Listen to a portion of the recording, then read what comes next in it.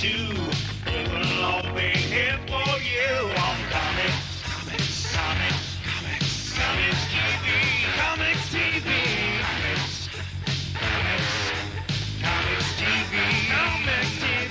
fantasy and little me. What's it gonna be now? Alternative, mainstream too.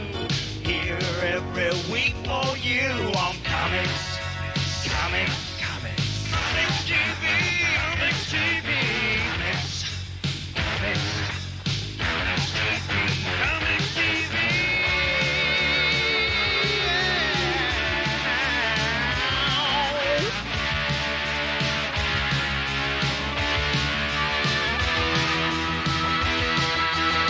Hi and welcome to Comics TV. We're your weekly guide to the entire comic book universe. I'm your host, Mike Rizzo. And I'm Steve Przybyla, and each and every week we bring you up to date on the hottest and newest comics out there on the market. We'd like to welcome Steve back from his extended vacation. I've been out for a few weeks, but hey, I'm back and couldn't wait to get back.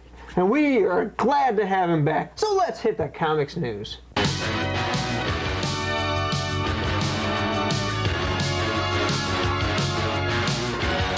Topping this week's comic news, Skybox International released DC Master Series trading cards on June 22nd, 1994.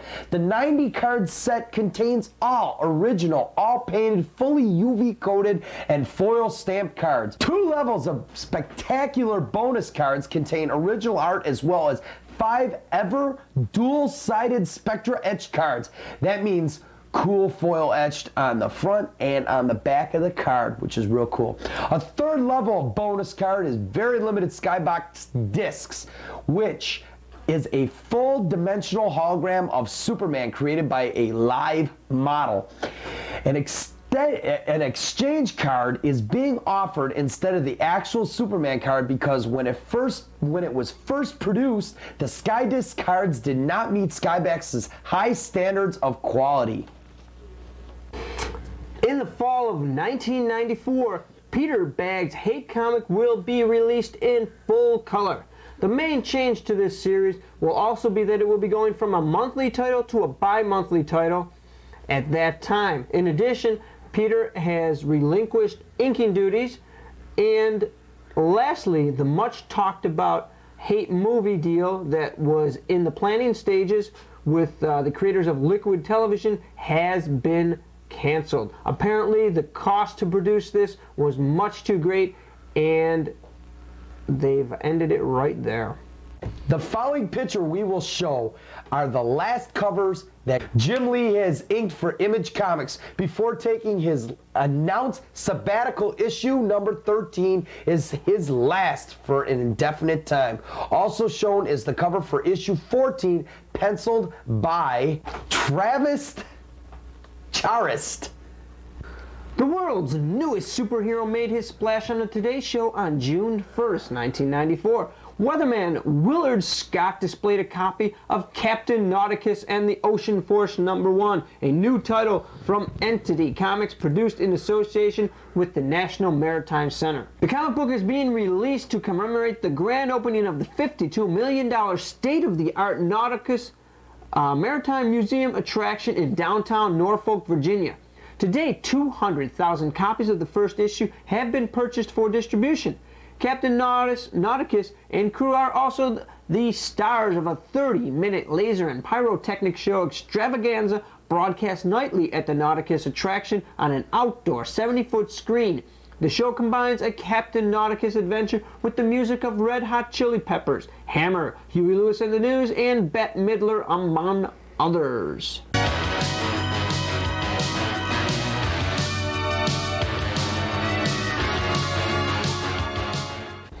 And for my first book of the mainstream this week is Felicia Hardy, The Black Cat, #1 from Marvel. Terry Caravan is the writer, Andrew Wildman is the artist, and Stephen Baskerville is the inker. Cost is $1.50. Special guest Spider-Man stars in this. It opens up, him and the Black Cat are fighting Cardiac. Cardiac gets away, of course, like he does every time, until Black Cat gives him a hand, and also Felicia stirs a feeling with Mary Jane. She steps in between Mary Jane and Peter. Could get interesting. And a new character called Phase and his Megabytes. Now, the story in this one was good. The dialogue in this one was poor to good. It had its good points, it had its bad points. The art in this one was good. Interest level, poor. The reason I'm saying poor again, here we go. Another character that was always an add-in, trying to spin off on her own series. The action level in this was good, the realism was good, humor good, color good. Target audience, I don't really know how anybody could really start collecting these because like I said, this is a spin-off character trying to make it big in her own series. Now don't get me wrong, I like the Black Cat, but they're upgrading her costume. Here comes these new claws that can cut and rip through anything. They're starting to do it again like they did with a few other characters I will not name right now. But overall, I'm going to have to give this book just a good. I would save your money and think about it. For my second book for today, Aliens Predator, Deadliest of the Species, number 6 of 12 by Dark Horse. Chris Claremont is the writer, artist. Inker is Gregory Wright. Cost is $2.50. This is part 6 of a 12-issue series called Rude Awakenings. A shuttle docks and nobody on board? Let me think about this. Surprise! Mr. Predator and Mr. Alien are on board in their never-ending battle. Along come the Colonial Marines on board to get him off, and bang, here comes a battle 3 ways. Typical story. This one I thought was going to start out good, but The story of this one, Dialogue, Interest level and art were very excellent because it did keep your interest up. Action level was excellent. Realism was poor. Humor was poor. Color was very good. But the target audience on this one is anybody who's been collecting from number 1, Aliens or Predators collector. Overall grade, I'm going to give this one a good also. Now, for my third book this week, Blade, Vampire Hunter, number 1 from Marvel.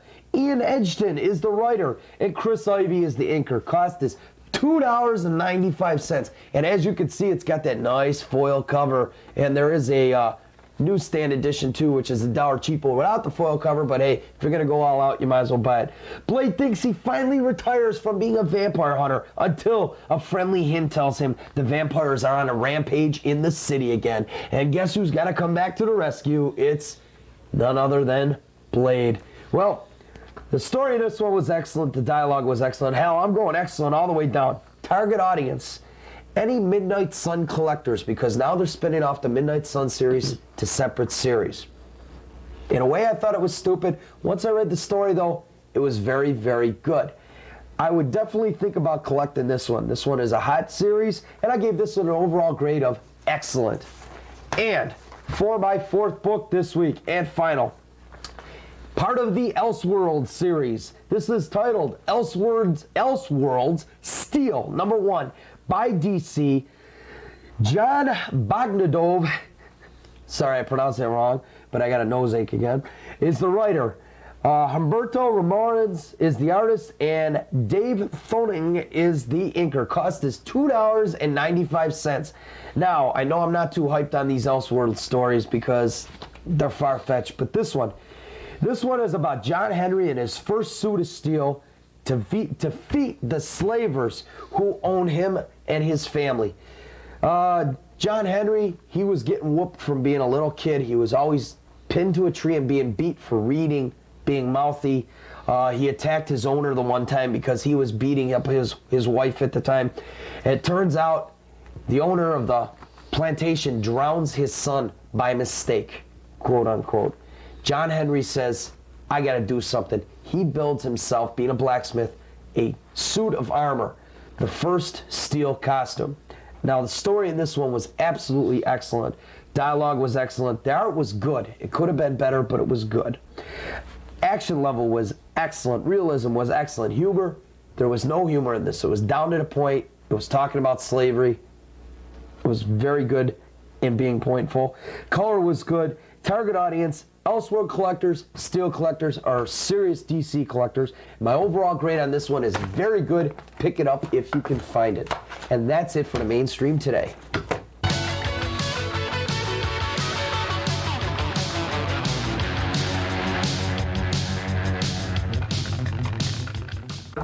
My first review today is called Marvelous Dragon Clan. It's #1 from Lunar Comics. Kruger is it. Kruger is the writer, the artist, the inker, everything. $2.50 is the cost for this book. The story outline includes the visualist and Luna going to visit their friend Toriyama, only to encounter trouble. Meanwhile, Mr. Frisk travels through time and encounters some people who were involved in the first segment of the story. And the two stories intertwine with the Marvelous Dragon Clan coming into play near the end of the story. Now, I'll give everything a good on this. It's just a good book. It's a first book, first attempt at putting out a book from Lunar Comics. It's a black and white book. Team readers would probably like this because it's a team. It looks like it's going to be, the art is good, the inking is good, the story is good. None of it is great, but it's not a bad story overall. 32 pages. It's going to be a 3-issue story. There's no ads, so the way they're playing it is if you buy these 3 issues, it's the same as buying 4 issues of somebody else because there's no ads. There's a full color, full spread, 2-page cover, and they're hyping themselves quite a bit in Comics Buyer's Guide. So take a look. It's worth taking a look at. My second book is called Too Much Coffee Man. It's issue #2 from Adhesive Comics. Shannon Wheeler is the creator, the writer, the artist, the inker. It's $2.50. In the first story, it appears to be an autobiography by the author writing his own comic book. The second story stars Cliché and Coffee Man as they battle with cliches. And the last story appears to be called The Relationship, and it's just a little goofy story about a little relationship. The same as the last one. I think this story is good, the dialogue's good, the art is good, it's sketchy, it's comic book style, it's not realistic. Interest level, action, realism, everything is good. The color, it's also a black and white book. This is definitely for adult readers, possibly Java likers, people who like coffee, because Coffee Man is a coffee person. He has to have coffee to continue living. The stories are interesting, but the letter column may prove even more interesting as people write some interesting thoughts on comics and Coffee Man and coffee. Issue #3 comes out in August, so get your orders into your Advanced Comics or Previews store right away, because that's out right now. And that's it for the independent reviews. Okay, my next review is called Fundamentals of Fantasy Comic Book Illustration. It's a video by RAK Graphics, Subterranean Blacklight Studios. It's $25. Robert A. Kraus, the creator of Shakan the Forever Man, is the host of this video. He takes the viewer through a trip on learning how to draw. He starts right from the basic square and circle and triangle and cylinder, shows you how to draw them, then he shows you how to make them three-dimensional. Then he shows you basic drawing principles for figures, and he shows you how to create figures in three-dimensional form and such like that. And it's a long video, and unless you're interested in drawing, and especially drawing the human figure and fantasy and comic book illustration, you probably won't have an interest in it. I don't believe he's the greatest host for a video like this. What he has is he has the knowledge on how to draw. Maybe they should have had somebody else to overdub what was taking place. But the video itself provides a lot of information, and it might be worth taking a look at. Warp this off, and I might make it a little more angular again to make it a little more menacing or whatever. Boom.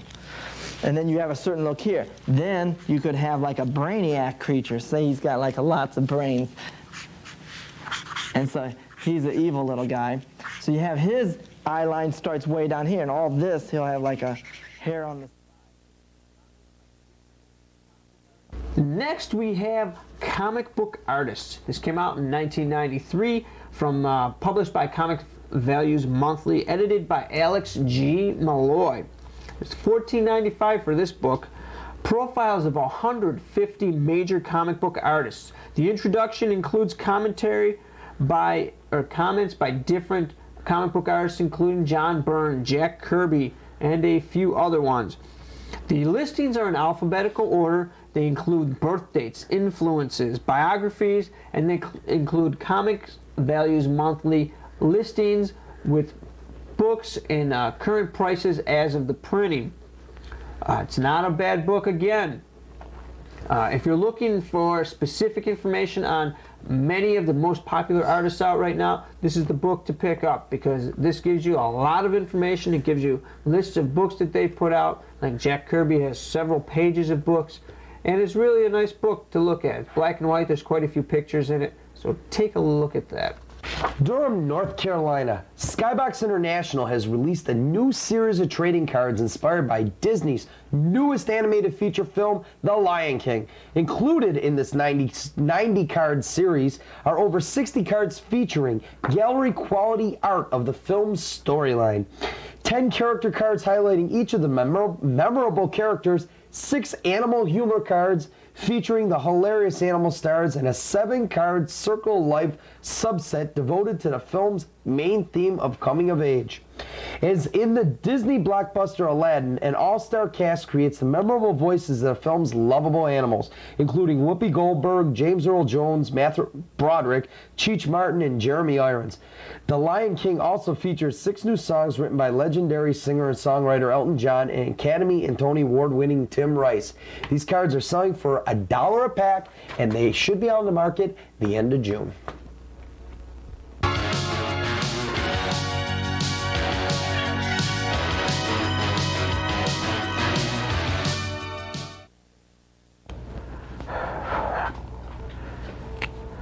Well, I am told that I must once again present a book for your perusal here on the segment entitled Classic Comics. If you watch every week, you know I sit in this chair. It bores me to death, but I'm here for your enjoyment. This week I bring you a delightful book entitled Jumbo Comics #1. It is dated September 1938 and was published by Fiction House magazines, the most perused but least read of Golden Age comics. They did not so much initiate a trend as continue the trusty formula that sustained their time or their line of pulps. Cheesecake cast against a variety of single-theme adventurous backgrounds, including aviation, science fiction, jungle war. Jumbo was the pilot model of the Fiction House line and the first of the exploitation comics. The debut of Sheena, Queen of the Jungle, heralded hordes of jungle goddesses to follow. The line overall is perhaps best remembered in a showcase from Matt Baker's patented calendar girl art, which after Kenneth and Alex Raymond was the most pervasive of Golden Age styles enduring 15 years. A lot happened in this issue, including Jack Kirby's first comic art on Count of Monte Cristo, and Wilson of the West, the first appearance of Peter Pup by Bob Kane, and The Hawk by Will Eisner. There are an estimated 45 copies of this book in existence, with one in near mint to mint condition. In good condition, Jumbo Comics #1 is worth $750, while in near mint condition, it can demand up to $7,500, and I demand you demand that. Thank you. Comics TV. Comics TV. Okay, this week I did something different. For my preview this week, I picked Shizm #3. $3.25 from Defiant. It's in color. The heroes of the Defiant universe are losing in every front. It becomes clear that they cannot win, and it is best to try if they cut their losses and run. But Their only hope is to salvage some kind of sanctuary from which they can keep trying to conquer the rapidly spreading evil across the world. This one is highly recommended, and this one is coming out in July. Okay, my preview today is The Lone Ranger and Tonto from Topps Comics. Joe Lansdale is the writer and Tim Truman is the artist. This is a preview copy. There's no cost on it, so I can't tell you what it's going to be. The story begins with Tonto whacking the Lone Ranger, a good one, knocking him down. And the Lone Ranger rethinking what events led up to this fight he had with his best friend in the whole world. The story is very good. The art is very good. No, actually, the art is excellent. The dialogue is very good.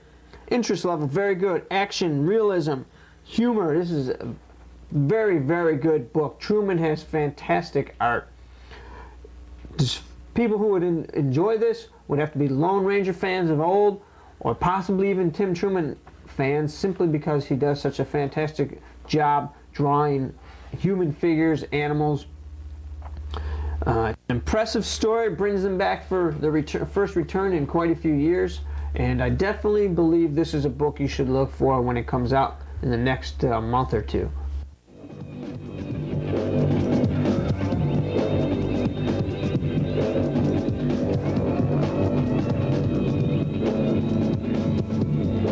But for our purposes, let's go with the create a character and do the front view of the face, the side view of the face, and then the front view of the body. Okay, so what we want to do is we'll draw him over here.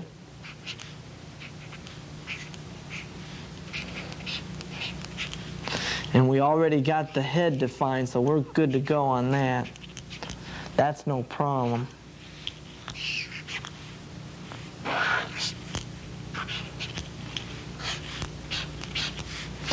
And then what you want to do is define, is he going to be what type of build is he going to be? Is he going to be really huge or just athletic or very thin, wiry musculature? That is all dependent on your taste. I'm going to make this guy a little bit on the broad side, sort of on the big side here. So he's going to be a little bit bigger than the three heads. I'm going to exaggerate him a little bit, and he's going to be a really big character. And then you might want to have like a shoulder guard type of thing happening.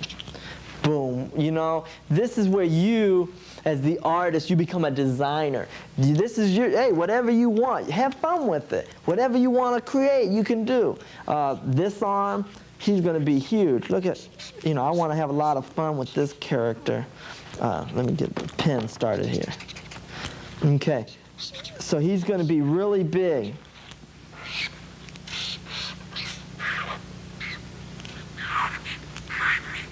You know, and you can say, like, what weapons does he have? Does he have any weapons? Maybe he has wristbands. Here's wristbands. You can see he's getting bigger by the minute here. Maybe he has a weapon. You know, at which point in time, you know, he's futuristic. Maybe it's a gun type of deal, where we'll use the cylinders and the cones and things like that, and make like a simple weapon type of thing. And then you'd add more and more details of this, and then you can even do a schematic on the weapon: a front view, a side view, top view, using the grid system. Let me just shade this in here. And already you can see it starting to come alive here. Okay. Maybe he has ornamentation. Maybe it comes down like this. Like this. Maybe he's affiliated with a company, a Saturn company or something. So we put like a Saturn, might be one of his symbols. Maybe his belt is full of wiring and what have you as well. And maybe he's got his backpack here is slightly visible. Maybe it connects in places to his arm through cables. and things like that. And maybe some antennas are sticking up off of that. So as you can see, maybe this arm has spikes on it.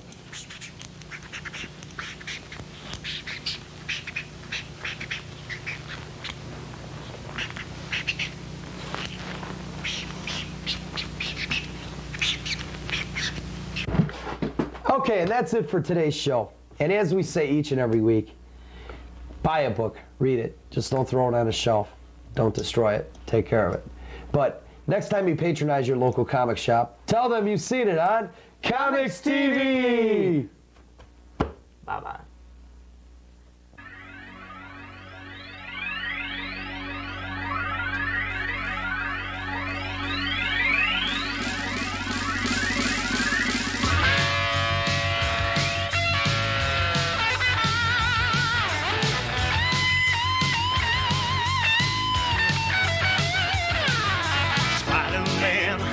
Superman, they're all coming right to you. Venom Bart, Archie too, they will all be here for you on Comics, Comics, Comics TV, Comics, Comics, Comics TV. Fantasy and enemy, what's it gonna be now? Alternative, mainstream too. Here every week for you on Comics, Comics,